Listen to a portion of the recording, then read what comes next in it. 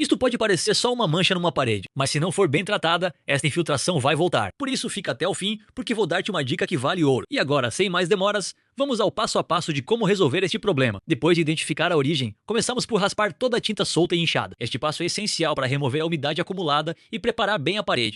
Com a superfície limpa, avançamos para o isolamento. Aplicamos 2 demãos de produto isolante para criar uma película de proteção contra a umidade. De seguida, corrigimos a parede com massa, para nivelar e deixar tudo uniforme. Após a secagem, aplicamos uma demão de primário para garantir melhor aderência. E agora sim, fica atento porque aqui vem a dica de ouro.